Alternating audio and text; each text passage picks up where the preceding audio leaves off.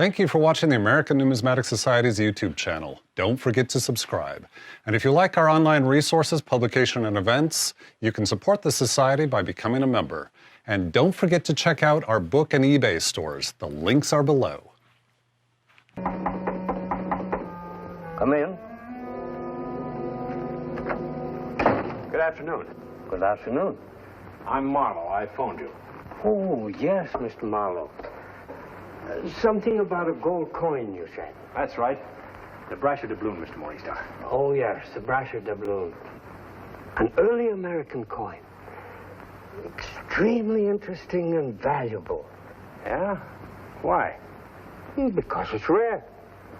And because it has a romantic and violent history. It has? I hadn't heard. Yes, first, the man who coined it was murdered and robbed through the treachery of a female. And since then, at least 7 other owners of the coin have come to abrupt, unhappy ends.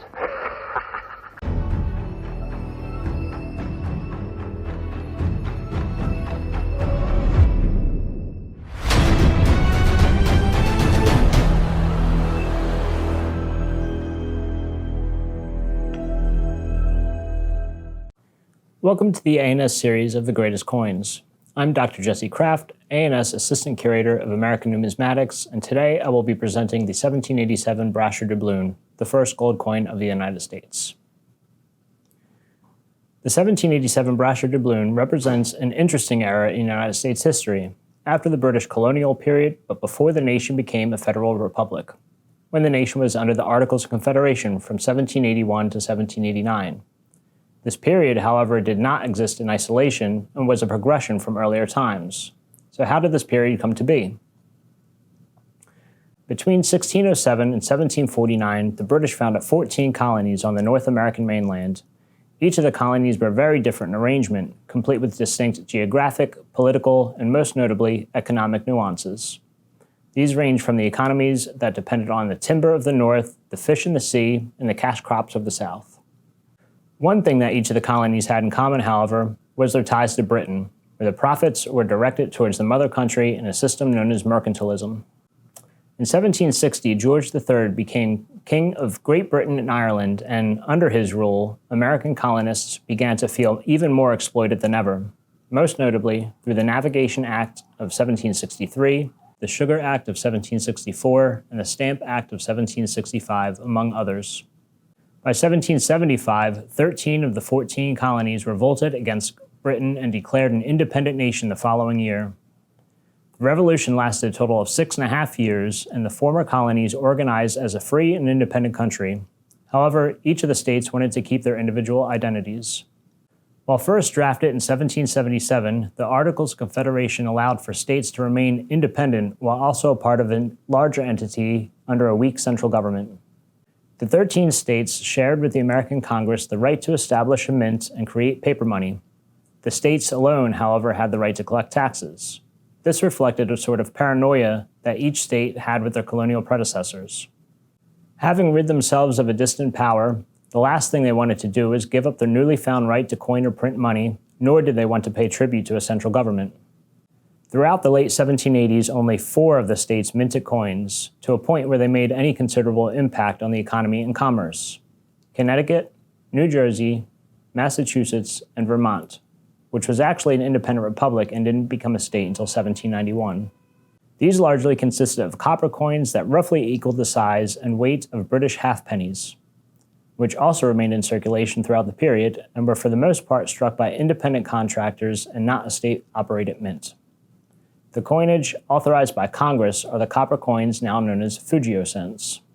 A range of other copper pieces also circulated. Most were either privately struck tokens or counterfeits of foreign copper coinage. None of the states issued silver or gold coins, as Spanish, Portuguese, French, and English coins fill the need, albeit rarely to the point that fulfilled commerce. New York State nearly issued a copper coinage. On April 20, 1787, New York State Legislature did pass an act to regulate the circulation of copper coin, which they did at a rate of 3 copper coins per ounce, or 48 coins per pound. This translated to 20 coins per New York shilling, or 240 coppers per New York pound. Several private individuals produced powder coins in an attempt to obtain a contract from the state. In early February of 1787, a pair of New York silversmiths, John Bailey and Ephraim Brasher, submitted a proposal. However, a bill to establish an actual coinage was never presented and therefore never authorized by the state legislature, so neither the Bailey-Brasher proposal nor any of the others were ever chosen.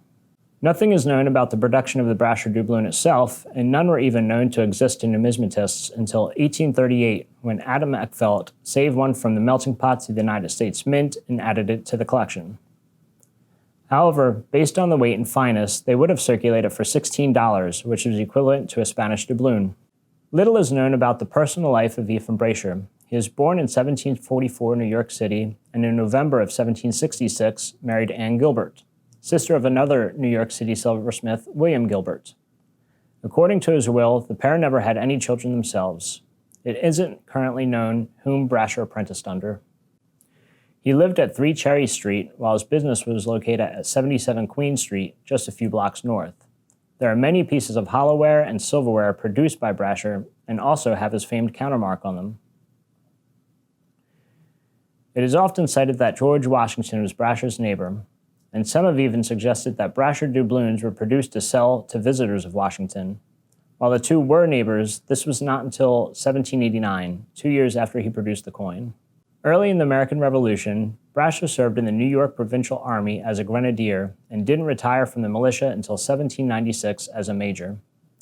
During the evacuation of the British from New York City in 1783, Brasher served on the New York Evacuation Committee. Throughout the 1780s and 1790s, he also served as sanitary commissioner, coroner, assistant justice, election inspector, and commissioner of excise. Relating to coins, he also performed some of the first assays on foreign coinage for the United States Mint in 1792, for which he received a total of $27 in payment. Brasher died in 1810, having lived all of his 66 years in New York City. The A&S specimen is one of only 7 coins known to exist. It was found in 1897 by an unidentified group of laborers while digging a cellar for a building in Philadelphia. The area where the coin was located was known to have been a local dump for earlier generations, so the coin was likely thrown away at one point. The Chapman brothers were able to sell the coin to Allison W. Jackman, who kept it until his death, and the coin was sold in a June 1918 auction along with the rest of the coins in his estate by Henry Chapman. Waldo Newcomer purchased the coin. From there, it went to the famed collection of Colonel E.H.R. Green, then to William Randolph Hearst, the well-known newspaper publisher, businessman, and politician. Hearst wasn't necessarily a coin collector, but collected many types of art and historical objects.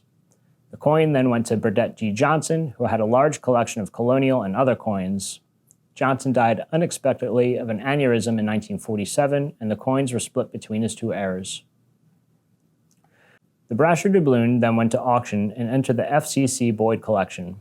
Through the New Netherlands Coin Company, the coin entered the collection of Mrs. R. Henry Norweb, Emery May, who donated it to the A&S in 1969. The coin weighs 26.3 grams at 91.7% gold, or 22 carats. It has a diameter of 30.7 millimeters and a thickness of 2.24 millimeters, and is in coin turn. All the coins in this video can be found on the A&S website numismatics.org/search in the links below. The historical context, rarity, and the fact that this is the first gold coin of the United States makes the 1787 Brasher doubloon one of the greatest coins.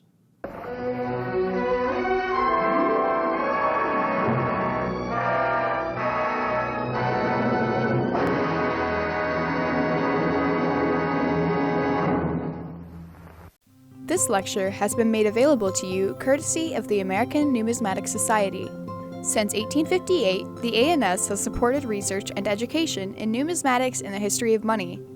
With a collection of over 800,000 objects, an extensive library, a dynamic publishing arm, and ever-improving online research resources, we have become one of the largest numismatic institutions in the world. If you wish to support the ANS and the work we do, you can join as a member and become a part of this historic community. Go to numismatics.org/membership to see options and prices.